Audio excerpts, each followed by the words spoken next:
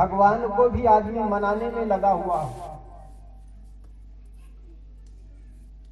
और रिझाने में, मनाने में रात रात भर डांसिंग प्रोग्राम होता, गरबा नृत्य के नाम पर, तो कहीं और गणेश उत्सव के नाम पर, धर्म के नाम पर न जाने आदमी कैसे कैसे कामों को भी धर्म का आड़ लेकर के शुरू कर देता। सदगुरु कबीर को समय समय से ये बात खटकती रही और यही कारण है कि सदगुरु कबीर धर्म की हर बात को, हर विचार को खूब तराशते हैं, तौलते हैं। और हकीकत तो यह है, धर्म के बड़े बड़े मंच बनता है तो भी हम ऐसा लगता है कि हम धर्म को अभी भी समझे नहीं। हम जिसको मानते हैं धर्म, ईसाई धर्म, हिंदू धर्म, मुस्लिम धर्म, हकीकत तो ये संप्रदाय है। संप्रदाय का एक नाम है। जिस प्रकार जमीन पर सड़क बनती और बिगड़ती रहती है, जमीन वही होती है, इसी प्रकार धर्म संप्रदाय बनता और बिगड़ता रहता है। धर्म न बिगड़ता है न तो बनता है। धर्म शाश्वत होता है, सर्वजनीन होता है, सर्वकालिक होता है, लेकिन संप्रदाय बनते और बिगड़ते रहते हैं। संप्रदाय का निश्चित समय, निश्चित व्यक्ति के द्वारा निर्माण किए जाते हैं। जैसे आप कहेंगे ईसाई धर्म कब पैदा हुआ, तो आज से 2019 वर्ष पहले महात्मा ईसा पैदा हुए इजराइल में, और उसी के नाम से ईसाई संप्रदाय चालू हो गया। उसके पहले न तो ईसाई कोई संप्रदाय था और न ही ईसाई नाम के कोई व्यक्ति थे, यीशु नाम के। महात्मा ईसा स्वयं यहूदी थे, उनकी मां मरियम थी, कुंवारी थी, और कुंवारी ही वो गर्भ रह गई, उन्हीं का पुत्र महात्मा ईसा हुए। और ईसा को मानने वाले लोग अपने को ईसाई कहने लग गए। इसी प्रकार मुसलमान जो संप्रदाय है, आज से करीब 1600 वर्ष पहले काबा नामक जगह पर, मदीना मक्का नामक जगह पर मोहम्मद साहब पैदा हुए, और मोहम्मद साहब के समय से ही ईसाई मुसलमान संप्रदाय शुरू हुआ। इसी प्रकार बौद्धिस्ट, महात्मा बुद्ध को मानने वाले लोग अपने को बौद्धिस्ट कहने लग गए। आज से करीब 2500 वर्ष पूर्व बिहार के लुम्बिनी नामक जगह, जो कि आज नेपाल में शायद पड़ गया है, वहां पर मां माया के गर्भ से एक लड़का का जन्म हुआ जंगल में। उनका नाम सिद्धार्थ था, लेकिन आगे चल करके जब वे बुद्धत्व को उपलब्ध हो गए, उनका नाम बुद्ध हो गए। उनको मानने वाले लोग अपने को बौद्धिस्ट कहने लग गए। इसी प्रकार महावीर स्वामी के जो संप्रदाय के लोग हुए, उसको जैन संप्रदाय कहते हैं। आज से 2500 वर्ष पहले महात्मा महावीर स्वामी, भगवान महावीर स्वामी जिसको जानते हैं, उनका जन्म बिहार के किसी प्रांत में हुआ। और यद्यपि जो महावीर स्वामी के पहले 24 तीर्थंकर और हो चुके थे, लेकिन व्यवस्थित रूप में जैन संप्रदाय की जो शुरुआत है मोहम्मद जो महावीर स्वामी के से शुरू हुई। तो इस प्रकार हम देखते हैं जो भी संप्रदाय है जिसको हम धर्म कहते हैं, वो धर्म निश्चित व्यक्ति के द्वारा निश्चित समय में पैदा हुए हैं। लेकिन कोई बता सकता है धर्म कब पैदा हुआ? जिसको आप सत्य कहते हो, अहिंसा कहते हो, करुणा कहते हो, ये कब जन्म हुआ? ये तो सदियों से मनुष्य के विचार में अंदर में था, और समय समय से आदमी जब क्रूरता से भर जाता था, उनके ये करुणा, उनके ये धर्म लुप्त हो जाता है, दब जाता है। उनको समझ में नहीं आता हमारा धर्म क्या है। जिस प्रकार पानी का धर्म होता है ठंडकता, हवा का धर्म होता है कोमलता, आग का धर्म होता है गरम दाहक, इसी प्रकार हर व्यक्ति का स्वभाव होता है दया, करुणा, क्षमाशील विचार, और इसी को हम धर्म कहते हैं। और यही शाश्वत धर्म है, जिसको महाराज कृष्ण ने गीता में कहा धीर विद्या, जिसमें 10 लक्षण बताए, धीति, क्षमा, दमो, अस्ते, शौचम, इंद्रिय निग्रह। इस प्रकार के 10कम धर्म लक्षणम, धर्म के 10 लक्षण का भी व्याख्यान करते हैं। जो भी हम संप्रदाय के नाम से जानते हैं, जिसको हम धर्म कहते हैं, वे धर्म नहीं बल्कि संप्रदाय है। ये बनते और मिटते हैं। स्वामी विवेकानंद ने एक बार कहा था, इस धरती तल पर, इस भारत भूमि पर कुकुर मुक्ते जिस प्रकार बारिश में पैदा होते हैं, नष्ट हो जाते हैं, इसी प्रकार यहाँ पर संप्रदाय बनते और बिगड़ते रहते हैं। तो कहने का मतलब, जिसको हम धर्म कहते हैं वो धर्म नहीं बल्कि संप्रदाय है। और व्यक्ति के अंदर जो करुणा, शील, विवेक, सदाचार, सत्य, यह है धर्म। और जो व्यक्ति इसको धारण कर लेता है, निश्चित मानिए उनका जीवन सुखमय हो जाता है। लेकिन जब जब हम धर्म से दूर हो जाते हैं, जब जब हमारे मन में क्रोध पैदा हो जाता है, और जो क्रोधी आदमी होता है अशांत होता है। महात्मा बुद्ध ने तो कहा था, जब कोई व्यक्ति दूसरे की गलती पर क्रोध करता है तो समझना वह व्यक्ति अपने को सजा दे रहा है। गलती तो किसी और ने की, लेकिन उस गलती की सजा अपने को दे रहा है। क्योंकि हम जब जब क्रोध करते हैं, हमारा शरीर में केमिकल घुल जाता है। हमारे जो अंदर अनेक प्रकार की ग्रंथियां हैं, जो हमारे शरीर से एक ग्रंथि छूटती है, क्रोध के समय अलग प्रकार की ग्रंथियां छूटती है। काम के उद्वेग अवस्था में हमारे शरीर अलग प्रकार के जहरीले पदार्थ छोड़ता है। इसी प्रकार भय के दशा में हमारा शरीर और प्रकार के ग्रंथि छोड़ते हैं, रस छोड़ते हैं। जैसे रात के अंधेरे में जब आप निकलते हैं, कुत्ते आपको दौड़ाता है। कुत्ते जब दौड़ाता है तो आप और भागते हैं, भयभीत होते हैं। आपके शरीर से एक विशेष प्रकार का स्माइल छूटता है, वो स्माइल कुत्ता ले लेता है, आपका पीछा करता है। लेकिन वही कुत्ते को आप पुचकारने लग जाओ, आप वहीं पर ठहर जाओ, कुत्ता रुक जाएंगे। तो कहने का मतलब, हम जब जब अपने धर्म से दूर हो जाते हैं, काम में, क्रोध में, लोभ में, तब तब हम अपने शांत दशा से दूर हो चले जाते हैं। तो कहने का मतलब, मैं कह रहा था, जीवन में सुधार लाना है तो सबसे पहले विचारों को सुधार करने की जरूरत है।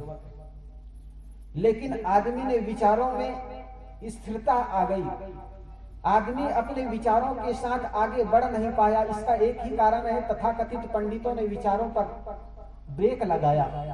धर्म के नाम पर विचार नहीं कर सकते। अगर विचार करोगे तो नरक में डाले जाओगे। ईश्वर परमात्मा पर कोई भी बात हो रही, इस पर तर्क नहीं कर सकते। लेकिन मैंने कहा था, जितना धर्म पर विचारों का महत्व है, उतना विश्वास का नहीं है। इसलिए साहब कहते हैं, हर बात पर हमें विचार करने की जरूरत है। करहु विचार जो सब दुख जाई। हम अगर विचार करेंगे तो हमारे जीवन के दुख दूर हो जाएंगे। धर्म के हर बात पर विचार करने की जरूरत है। किसी समय, आज से 2500-3000 हजार वर्ष पूर्व, गीता में एक श्लोक, यदा यदा धर्मस्य ग्लानिर्भवति भारत अभ्युत्थानं तदात्मानं सृजम्यहम्। भगवान तब तब अवतरित होते हैं जब पाप बढ़ जाते हैं, ऐसा कहा जाता है। जगह जगह धर्म ग्रंथों में, धर्म मंचों पर यही कहा जाता है कि अभी पाप बढ़ा नहीं। इसका मतलब कि भगवान तो तब अवतरित होते हैं जब पाप बढ़ जाते हैं। लेकिन हमें इस विचार को भी अपने विवेक की कसौटी से कसना होगा। सतयुग में कहा जाता है, ये चारों चरण पुण्यों से भरा हुआ था। और जब चारों चरण पुण्यों से भरा हुआ था तो वहां पर कोई अवतार की जरूरत नहीं थी। फिर भी वहां पर कहा जाता है 4 अवतार के लिए, ऐसे कहा जाता है। सतयुग में 4 अवतार की कल्पनाएं की जाती है। त्रेता युग में जहां पर 3 चरण पुण्यों से भरा हुआ था, 1 चरण पाप से भरा हुआ था, यहां पर भी थोड़ा संतुलन गड़बड़ा गया है। कहा जाता है यहाँ पर 4 अवतार लिए। जब एक पाप युगो एक ही चरण पापों से भरा हुआ था, 1 अवतार काम कर सकते थे।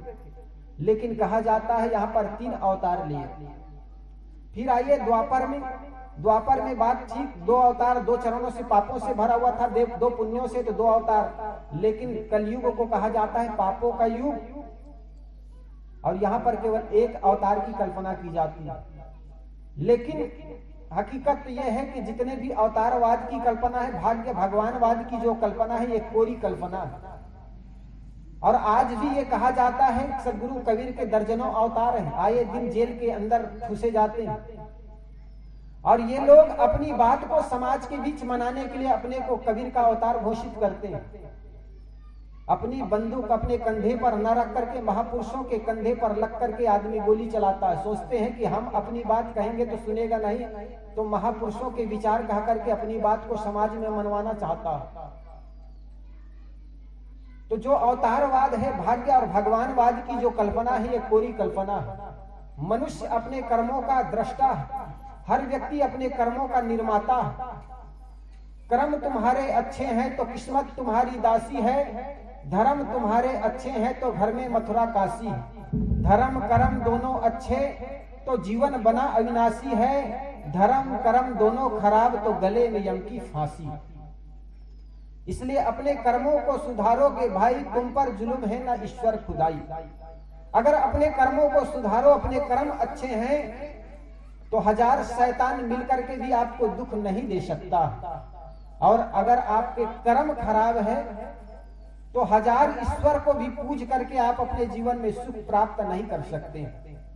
इसलिए सदगुरु श्री पूरन साहिब जी ने कहा था कि एक शब्द कहे थे कि ईश्वर कर्म खोटे होने से ईश्वर की पूजा करने से क्या फायदा। अगर कर्म खोटे हैं तो ईश्वर की पूजा करने से भी क्या फायदा। इसलिए कर्म अच्छे करो। तो हम अपने कर्मों को सुधारें, इसके पहले विचार सुधरे, और विचार के लिए ऐसे सद्गुरु संतों की आवश्यकता है जहां पर सत्य असत्य का निर्णय होती है। कभी ये कहा जाता था कि गंगा नदी में नहा लेने मात्र से आदमी का पाप कट जाते हैं। एक कहानी आप लोगों को सुनाऊं। ये घर में 2 लोग थे, पति पत्नी। उनके घर में एक भैंस थी। रोज की वह भैंस 5 लीटर दूध देती, 4 रुपए प्रति लीटर के हिसाब से ग्वाला बेच आता, रोज के 20 रुपए घर आता। एक दिन ग्वालिन कहने लगी, जी देखो पड़ोस के यहाँ भी भैंस है, उनके भी दूध का धंधा है, तुम केवल दूध बेच आते हो, वही टूटी झोपड़ी वही टूटी खाट। ग्वाला ने कहा, देवी आखिर तुम क्या कहना चाहती हो, साफ साफ कहो, ये आड़ी तिरछी क्या बोलती। ग्वालिन कहती, तुम आड़ी तिरछी बात नहीं समझते हो तो मैं सीधी सीधी कह देती हूँ। कहना ये चाहती हूँ कि पड़ोस के लोग दूध में पानी मिला करके बेचते हैं, तुम भी आज से दूध में पानी मिला करके बेचो, अन्यथा ये टूटी खाट और टूटी झोपड़ी से कभी छुट्टी मिलने वाली नहीं है। ग्वाला ने कहा, देवी ये मेरे बस की बात नहीं, मैं रोज रामायण का पाठ करता हूँ, सिया राम मैं सब जग जानी, करहूं प्रणाम जोर जुग पानी। दुनिया के सारे स्त्री और सारे पुरुषों को मैं सीता और राम की भांति मानता हूँ, तो किसके साथ दूध में पानी मिला करके बेईमानी करूं। मैं सच्चे पथ का राही हूँ, कह सकता दिन को रात नहीं, ईमान बेच दूं टुकड़ों में, ये मेरे बस की बात नहीं। ग्वाली जैसे ही ग्वाला के बात सुनती है, ग्वालिन सोचती है बुद्धू के चक्कर में क्यों ही जीवन बर्बाद हो रहा है। 20 साल तो शादी होकर के इनके घर में जब से आई हूँ, न तो पैर में पट्टी बन पाई है, न नाक में नथनी और न ही गले में नेकलेस, और यूं ही जीवन बीत गए। 20 साल तो बीत गए, तो क्यों ना मैं ही दूध में पानी मिलाना शुरू कर दूं। ग्वालिन रोज के वो 5 लीटर जो दूध होता ना, उसमें 2 लीटर पानी मिला देती। अब 4 रुपए के जगह पर 4 रुपए पर लीटर के हिसाब से कितना 6 लीटर हुआ, 5 2 7 और 7 चौक 28 रुपए हो गए। तो रोज के जैसे ही ग्वाला बेच करके आता तो 2 लीटर पानी का पैसा ग्वालिन रख लेती। अब धीरे धीरे करते करते ग्वालिन के पास बहुत पैसे हो गए, और माताओं के पास माफ करे जब पैसे ज्यादा हो जाए तो कोई खेती बाड़ी या बच्चों की पढ़ाई या कोई व्यापार के बारे में नहीं सोचती। उनको तो आपके नाक की नथनी की पैर के पट्टी कुछ दिखाई पड़ने लग जाती, जेवरात होनी चाहिए, जेवर होनी चाहिए। ये कवि ने सुंदर कहा, बन गए हाथ के ठोस कड़े तो तगड़ी लाओ सोने की, पति श्रम करते थक जाए मर जाए या बीमार रहे, पर नारी सदा यही चाहती बेहुरी पर खड़ा सोनार रहे। ग्वालिन के पास जब ऐसे अधिक पैसे हो गए तो एक दिन जाकर के ग्वाला से कहती है, जी मेरे पास पैसे अधिक हो गए हैं, चल करके राजिम के जौहरी के दुकान में एक नथनी बनवा दीजिए। ग्वाला ने कहा देवी तुम्हारे पैसे खरीदो बेचो, ये तुम्हारे चक्कर में पड़ने वाला नहीं हूं। ग्वालिन तो बड़ी नाराज हो गई और पैर पटकती हुई चली गई राजिम के जौहरी दुकान में और सुंदर एक नथनी पहन करके आ गई। और आदमी कोई चीज जब नया खरीदता है तो अपने लिए थोड़े पहनता है जी, अपने लिए थोड़े। वो कोई 10 आदमी ना पूछ ले बहन ये कितने का है, भाई ये शर्ट कितने का है, तब तक उनको आनंद नहीं आता। तो बहन को भी कोई पूछने नहीं आए तो दूसरे दिन एक पड़ोस को चाय के लिए आमंत्रित कर ली। पड़ोस की बहन उनके घर आई। जैसे ग्वालिन चाय दे रही थी, पड़ोस की बहन की दृष्टि उनकी नथनी पर पड़ गई। पड़ोस की बहन कहती बहन ये नथनी किसने बनाई, क्या तुम्हारे पीहर वालों ने, मैके वालों ने? ग्वालिन कहती बहन मैके में तो माता पिता को गुजरे वर्षों हो गए, रहे भैया और भाभी, तो भैया को तो भाभी की इच्छा पूरी करने में फुर्सत नहीं, तो क्या तुम्हारे घर वालों ने? कहे बहन घर के लोग भी नहीं। तो क्या तुम्हारे पतिदेव ने? कहे बहन नहीं। पड़ोसिन कहती बहन आखिर किसने ये तुम्हें नथनी बना कर दे दी? ग्वालिन कहती बहन ये तो अपनी मेहनत से बनाई मैंने। पड़ोस की बहन कहती मेहनत से? आखिर क्या काम करती हो? कभी फावड़ा लेकर खेतों में तो जाती नहीं हो, कभी हल तो चलाती देखी नहीं मैंने, आखिर कौन सी मेहनत करती हो? ग्वालिन कहती बहन तुम लोग दूध में पानी मिला मिला करके बड़ी बड़ी बिल्डिंगें बना ली, तो क्या मैं दूध में पानी मिला करके एक छोटी सी नथनी नहीं पहन सकती?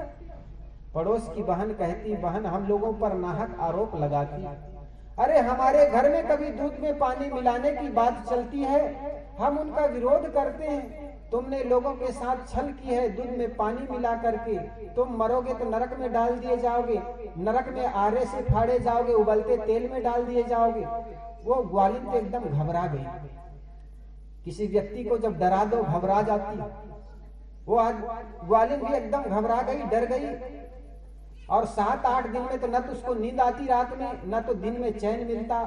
वो तो सूख करके एकदम कांटा हो गई, भोजन भी नहीं पचा, रात में नींद ना आए, दिन में चैन ना मिले तो आदमी बीमार पड़ जाए।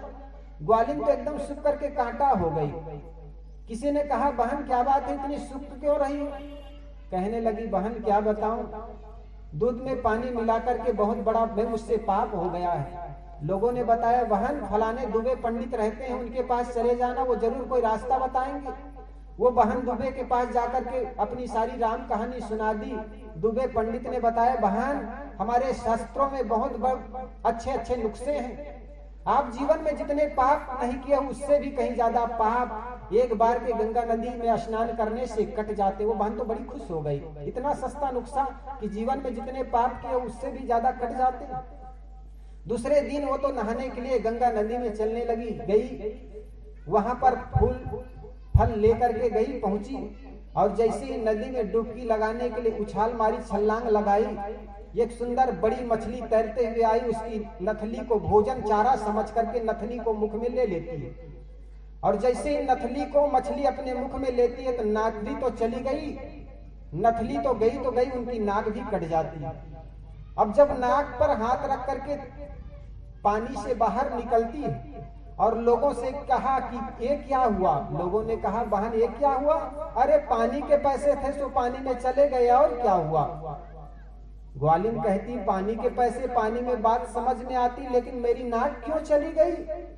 लोगों ने कहा बहन पानी के पैसे पानी में और नाक गई बेईमानी में। जो बेईमान होते हैं ना, जो छल छल वाले लोग होते हैं, उसकी नाक चली जाती। नाक कहते हैं इज्जत को। तो कहने का मतलब ये धर्म कर्म कोई सस्ते नुस्खे नहीं है जिससे आप केवल गंगा नदी में या किसी भगवान भगवती का नाम लेने से कट जाए। पाप है आपके शरीर का, मन नहीं है, वो आपके मन का विकार है, और वो विकार है काम क्रोध लोभ। और ये काम क्रोध लोभ किसी दुनिया के जल से नहीं धुल सकता। अगर जल से धुलता तो आपके घर के हैंडपंप से भी धुल सकता था, लेकिन वो विकार वो धुलेगा सत्संग से। ये सत्संग एक ऐसी सरिता है जहां पर हम अपने पापों को धो सकते हैं, और हमारे संत गुरुजन विराजमान हैं। इसी के साथ देता हूँ विराम अपनी वाणी को। बोलिए सद्गुरुदेव की जय।